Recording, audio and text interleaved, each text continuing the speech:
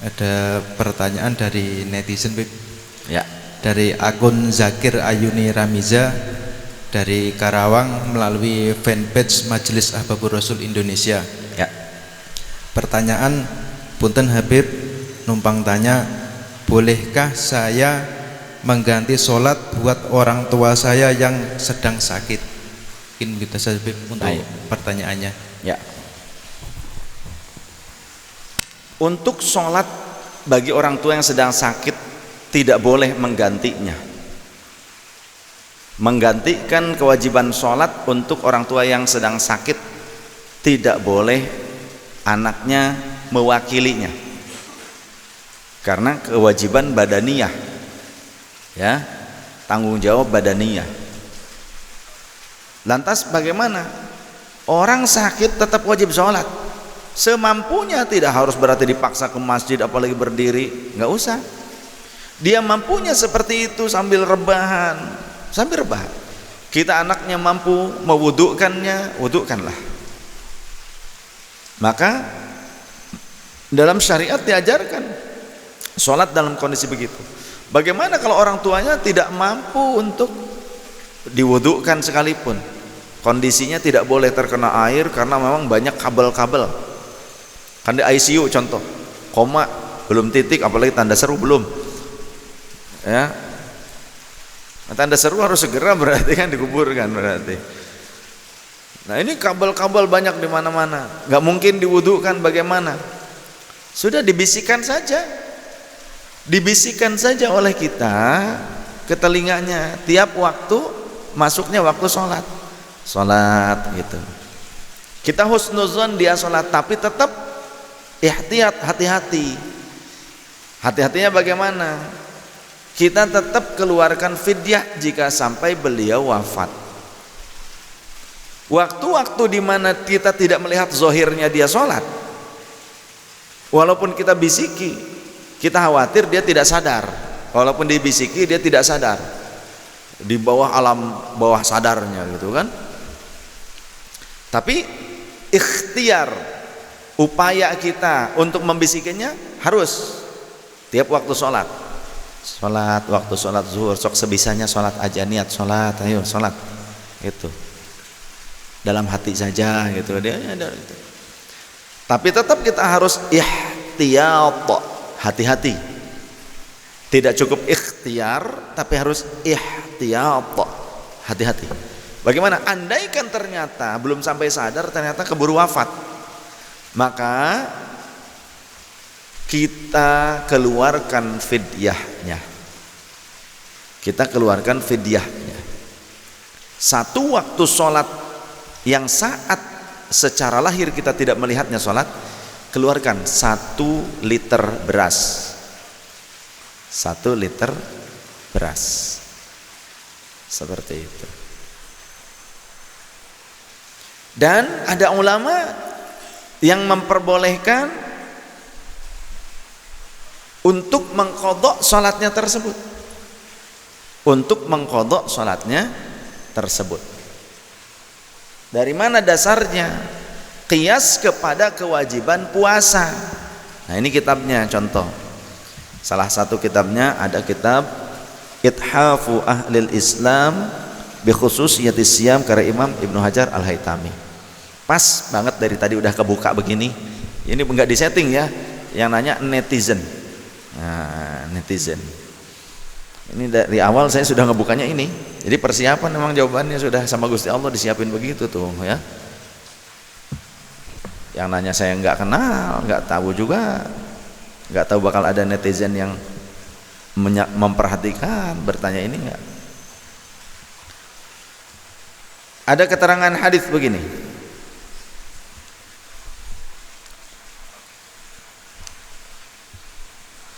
Wa anna Abdullah ibn Umar sa'ala 'anil mar'atil hamili idza khafat 'ala waladiha washtadda 'alaiha siyama faqala tuftiru tut'imu makana kulli yaumin miskinan muddan min burrin bimuddin Nabi sallallahu alaihi wasallam wa anna al-Qasim bin Muhammad kana yaqulu man kana alaihi qada'u Ramadan falam yaqdihi wa huwa qawiyyun 'ala siyamihi hatta ja'a Ramadanun akhar fa innahu yat'amu makana kulli yawmin miskinan muddan min hintatin wa alaihi ma'a dhalika al-qada'u wa sayati khabarun man mata wa alaihi shaumun at'ama anhu waliyuhu makana kulli yawmin miskinan.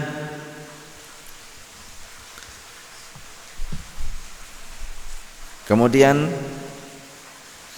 an Aisyah radhiyallahu anha qalat qala Rasulullah sallallahu alaihi wasallam man mata wa alaihi shaumun shoma anhu waliyuhu rahul Bukhari wa Muslim wa ghairihima.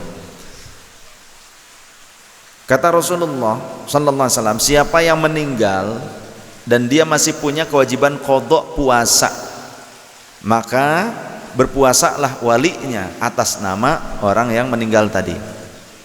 Man mata, siapa yang meninggal, wa alaihi shaumun, dan dia punya kewajiban qada puasa, shoma anhu waliyuhu, maka walinya, artinya walinya di sini adalah keluarganya, anaknya kah siapa, pokoknya keluarganya, warisnya, ahli warisnya, mengqadha puasa orang tuanya yang tertinggal.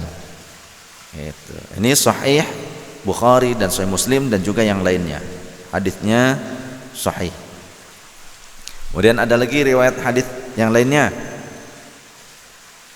Wa an Ibnu Abbasin ja'at imra'atun ila Rasulillah sallallahu alaihi wasallam. Dari sahabat Abdullah bin Abbas radhiyallahu anhuma, beliau menceritakan ada seorang wanita datang kepada Rasulullah sallallahu alaihi wasallam faqalat, maka ia bertanya, ya Rasulullah sallallahu alaihi wasallam, inna ummi matat wa 'alaiha shaumun nadran. Sesungguhnya ibuku meninggal dan belum sempat melaksanakan puasa nazar. Beliau sempat nazar mau puasa. Artinya kalau puasa nazar wajib kan, walaupun tadinya sunnah tapi dinadarkan jadi wajib. Fa'asumu anha, maka bolehkah aku berpuasa atas nama almarhumah ibuku?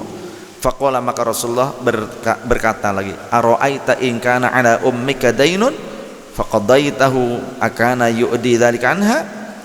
Andaikan ibumu punya utang nih kepada orang lain, menurutmu wajib tidak membayar utangnya tersebut? Kamu harus bayar utangnya apa tidak? Maka qalat, wanita tersebut menjawab, na'am, ya Rasul, aku akan membayar utang ibuku. Qala, maka Rasulullah berkata, fasumi an ummiki, maka berpuasalah atas nama ibumu. Ini kan puasa wajib ya, nazar. Kalau sebelumnya puasa Ramadan, puasa wajib pokoknya mah, selain nazar ya Ramadan. Wa fi riwayatin, dan dalam riwayat yang lainnya, anhu, masih dari sahabat Anas bin Malik radhiyallahu anhu, sahabat Abdullah bin Abbas radhiyallahu anhu, ja'a rajulun ila Nabi sallallahu alaihi wasallam, datang seorang laki-laki, beda lagi nih kejadiannya. Ini laki-laki datang kepada Nabi sallallahu alaihi wasallam, faqala, kemudian dia bertanya, ya Rasulullah, inna ummi matat wa 'alaiha shaumu syahran. Ya Rasulullah, sungguhnya ibuku telah wafat dan dia punya qada, punya utang puasa 1 bulan, yakni Ramadan. Fa'aqdihi anha, atau fa'aqdihi anha, apakah boleh, maka apakah boleh aku mengqadha atas nama almarhumah ibuku? Maka faqala, Rasulullah menjawab, lau kana ala ummika dainun akunta qadiyahu, jika ibumu punya utang kepada seseorang, apakah engkau akan membayarnya? Qala, laki tersebut menjawab, na'am, ya Rasul, pasti aku akan membayarnya. Qala, Rasulullah mengatakan lagi, fadainullahi ahaqqu ayyuqda, adapun hutang kepada Allah itu lebih wajib, lebih berhak untuk dibayar. Sahih. Oleh karenanya ketika puasa Ramadan, puasa nazar yang merupakan kefarduan, apalagi puasa Ramadan merupakan salah satu rukun Islam, boleh diqadha oleh walinya, oleh anak-anaknya, oleh keluarganya, artinya oleh orang lain yang hidup.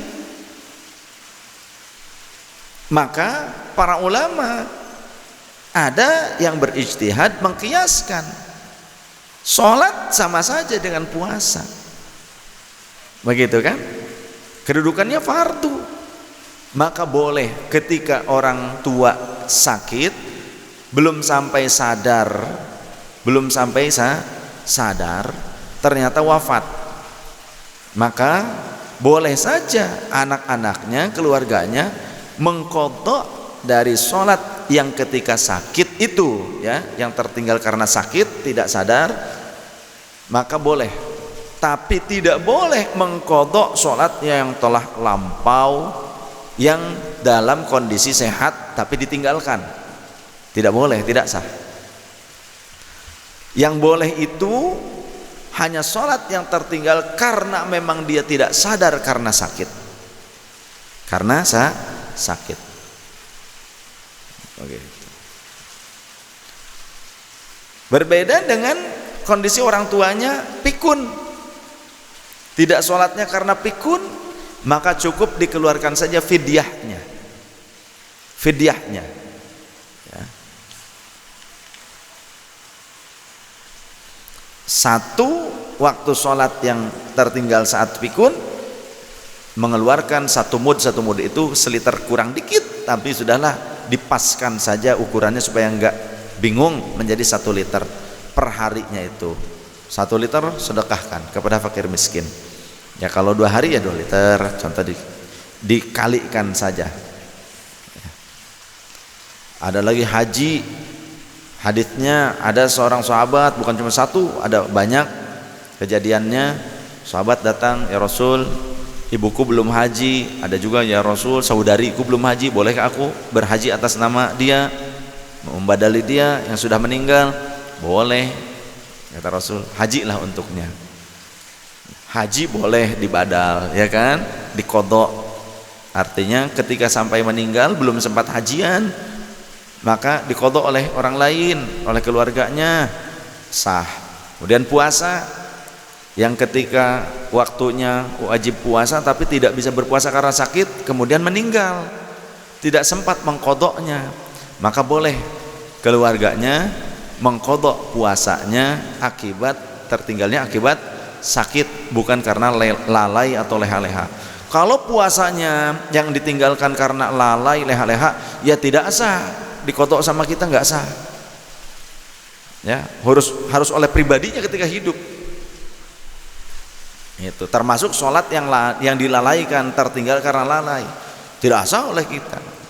Ya, jadi dalam kondisi qadha sholat, ulama berbeda pendapat. Ada yang menyatakan kalau sholat berbeda dengan haji, dengan puasa, ada yang mengatakan gitu.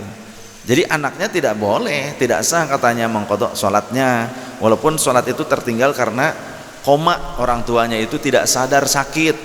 Tapi sebagian ulama menyatakan boleh karena haji dan saum Ramadan itu kedudukannya sebagai sama-sama rukun Islam. Sholat pun sama-sama rukun Islam. Ketika haji dan puasa boleh kok, ya. Yang tertinggal karena apa? Karena tidak ada kesempatan, ataupun sakit yang tidak sempat untuk membayarnya, ya, maka tidak sempat untuk membayarnya, maka bolehlah keluarganya untuk mengqadha. Jadi dikiaskan dengan itu. Jelas? Baik, cukup ya.